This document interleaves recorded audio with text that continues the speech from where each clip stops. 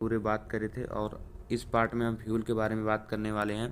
तो अभी कुछ लुब्रिकेंट एंड फ्यूल का पार्ट जो टिप्पणी लिखने वाला है वो बचा हुआ है, तो वो पार्ट 3 में आ जाएगा और इसमें फ्यूल के बारे में पूरा कवर करने वाला है। तो वीडियो को बहुत इंपॉर्टेंट है वीडियो, आज 5 नंबर फिक्स होगा, तो वीडियो लास्ट तक ज़रूर देखें। तो चलिए वीडियो को शुरू करते हैं। और उससे पहले अगर आप लोगों ने अभी तक क्रैश नोट्स में नहीं ज्वाइन हुए तो तुरंत ही ज्वाइन हो जाइए। इस पर कॉल या व्हाट्सएप पे मैसेज कीजिए, आप लोगों को तुरंत ग्रुप में ज्वाइन कर दिया जाएगा। तो चलिए वीडियो को शुरू करते हैं। और इसमें जो आप लोगों के मोस्ट इम्पॉर्टेंट है, सबसे पहले आप लोग परिभाषा उसका जान लीजिए। ये बार बार कहते हैं, इसकी जो ईंधन की होती है, ये फ्यूल की एक आदर्श ईंधन की विशेषताएं होती हैं, वो विशेषता आप लोगों को जानना बहुत ही ज़रूरी है, क्योंकि यह पूछने के ज़्यादा से ज़्यादा चांसेस होते हैं एग्जाम में। तो आप लोग इस वीडियो के माध्यम से वो सभी क्वेश्चंस जो इम्पोर्टेंट है वो आप लोग जानेंगे। तो इसमें पहला क्या है कि ईंधन की परिभाषा दीजिए, ईंधन के संगठन का संक्षिप्त वर्णन। इसमें जो मेन रीजन है ईंधन की परिभाषा इसमें हम जानने वाले हैं।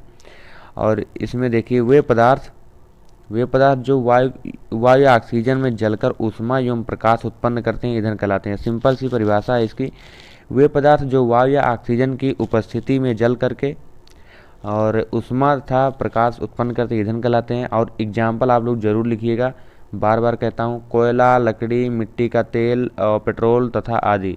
बस यही सब हो गया। और इसके बाद चलिए देखते हैं कि आदर्श द्रव जो ईंधनों, नहीं पहले देखते हैं कि उसका वर्गीकरण क्या होता है। ईंधन का वर्गीकरण या कितने टाइप के होते हैं। तो ईंधन क्लासिफिकेशन ऑफ फ्यूल, भौतिक अवस्था के आधार पर ईंधनों को 3 वर्गों में बांटा गया है। और आप भौतिक अवस्था जान जाइए, बहुत है। भौतिक अवस्था के आधार पर ईंधनों को 3 वर्गों में बांटा गया है। पहला हो गया ठोस ईंधन, द्रव ईंधन, और फिर तीसरा हो गया गैसीय ईंधन। तो इन्हें पुनः 2 उप वर्गों में विभाजित किया गया, प्राकृतिक ईंधन और मानव निर्मित ईंधन। इन्हें पुनः मतलब उपवर्ग में विभाजित किया गया है, जैसे प्राकृतिक ईंधन हो गया और मानव निर्मित ईंधन हो गया। तो इसमें पहला क्या, ठोस ईंधन में क्या किया जाएगा। ठोस ईंधन में आपका प्राकृतिक ईंधन जो होगा वो प्राकृतिक ईंधन में लकड़ी और कोयला आ जाएगा। और निर्मित ठोस ईंधन में हो जाएगा कोयले, लकड़ी का कोयला और उसके बाद चारकोल, कोक। इसे आप लोग देख सकते हैं और इसे तैयार कर सकते हैं। और इसके बाद द्रव ईंधन में प्राकृतिक में आएगा पेट्रोलियम और मानव निर्मित में कैरोसिन, डीजल, गैसोलीन, एल्कोहल। ये द्रव में आप लोगों का आ जाएगा। और इसके बाद गैसीय में देखते हैं, गैसीय में प्राकृतिक गैसीय ईंधन प्राकृतिक गैस हो जाएगा।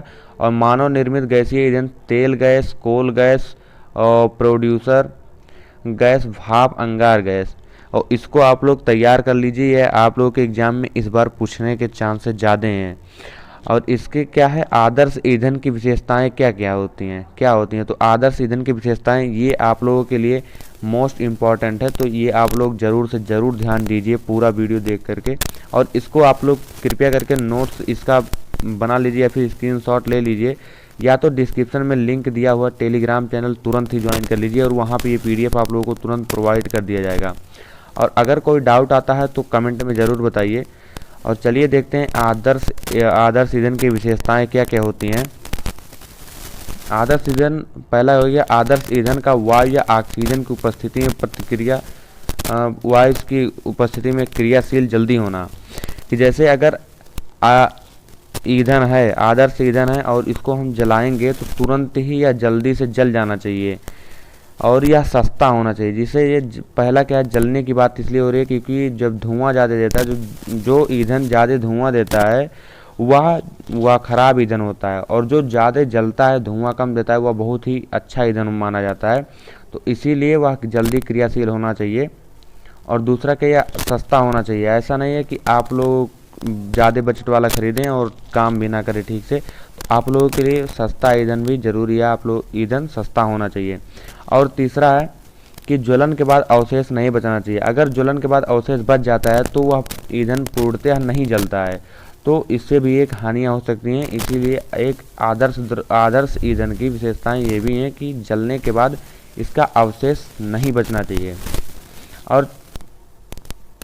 और चौथा है कि आदर्श ईंधन को लाने ले जाने में सुविधाजनक होनी चाहिए।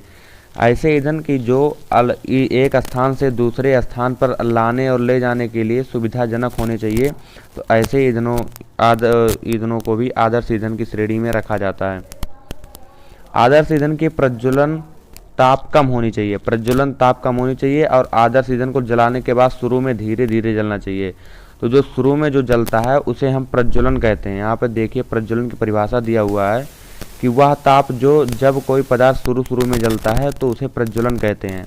और 6वें में है कि आदर्श ईंधन को जलाने के बाद शुरू में धीरे धीरे जलना चाहिए, फिर धीरे धीरे आप लोगों का तेज जलना चाहिए, नहीं तो शुरू में आप लोग ज़्यादा जल जाएगा तो जो चीज़ गर्म करने वाला होगा या फिर उसको धीरे धीरे वाष्प की ईंधन की आवश्यकता होगी तो एक ही बार में ईंधन आपका ख़त्म हो जाएगा। और इसमें प्रज्वलन ताप देख लेते हैं। प्रज्वलन ताप किसे कहते हैं, अभी 1 या 2 नंबर में पूछ लिया जाता है, तो इसको भी आप लोग तैयार कर लीजिए, ध्यान दीजिए इसको। वह तापक्रम जब कोई स्नेहक वाष्प में परिवर्तित होने लगता है प्रज्वलन ताप कहलाता है। जिसका प्रज्वलन ताप अधिक होता है वे अच्छे स्नेहक होते हैं, जिसका प्रज्वलन ताप अधिक होता है वे अच्छे स्नेहक होते हैं। वह तापक्रम जब कोई ईंधन वाष्प में परिवर्तित होता है, वह तापक्रम जब कोई स्नेहक वाष्प में परिवर्तित होता है और प्रज्वलन ताप कहलाता है। जिसका प्रज्वलन ताप अधिक होता है वह अच्छे स्नेहक होते हैं। ये बेसिकली दोस्तों एक बार बता दूं, ये स्नेहक का पार्ट है, ये दोनों, एक मिनट, ये दोनों स्नेहक का पार्ट है लेकिन इंपॉर्टेंट है तो हमने सोचा कि इसी वीडियो में इसको भी बता दिया जाए। ये बहुत इंपॉर्टेंट है, या 2 नंबर में पूछे जाते हैं और इस श्यानता प्रज्वलन ताप दोनों इंपॉर्टेंट है, 1 या 2 नंबर में पूछ लिए जाते हैं। तो इसको पिछली वीडियो में कवर ना करके इस वीडियो में कवर कर लिया जा रहा है, तो इसको ध्यान दीजिए। प्रज्वलन ताप आप लोग समझ गए, अब श्यानता समझ लीजिए। वह स्नेहक लुब्रिकेंट, वह स्नेहक का वह प्रमुख गुण, स्नेहकों का वह गुण जो विभिन्न परतों के बीच आपेक्षिक गति का विरोध करता है, श्यानता कहलाता है। मेन जो स्नेहक की परिभाषा होती है यही है कि स्नेहकों का वह गुण जिसके कारण वह आपेक्षिक गति का विरोध करता है, श्यानता कहलाता है। और गाढ़े द्रव की श्यानता अधिक होती है तथा तरल द्रव की श्यानता कम होती है। तरल द्रव की श्यानता कम होती है, गाढ़े द्रव की श्यानता अधिक होती है। तो आप लोग, आई होप कि आप लोग समझ गए। स्क्रीनशॉट ले लीजिए या फिर टेलीग्राम चैनल तुरंत ज्वाइन कर लीजिए, डिस्क्रिप्शन में लिंक दिया हुआ है, तो वहाँ से आप लोगों को ये पूरा PDF मिल जाएंगे। तो चलिए अब आज यहीं पर वीडियो को समाप्त करते हैं और मिलते हैं नेक्स्ट वीडियो में। अब पार्ट 3 इसका आएगा, कमेंट कीजिए पार्ट 3 लाएँ या ना लाएँ। पार्ट 3 लेकर आएंगे ज़रूर से ज़रूर। इसमें इम्पॉर्टेंट जो टिप्पणी लिखने के लिए आता है 5 नंबर में, वो 5 नंबर में टिप्पणी आप लोग लिखिएगा, तो वहाँ लगभग 2 या 3 टिप्पणी देगा उसमें से लिखने के लिए, तो आप लोग 5 नंबर में उसे आसानी से लिख सकते हैं। तो चलिए मिलते हैं नेक्स्ट वीडियो में। Thank you and thanks for watching. Video देखने के लिए आपका बहुत बहुत धन्यवाद। Bye bye.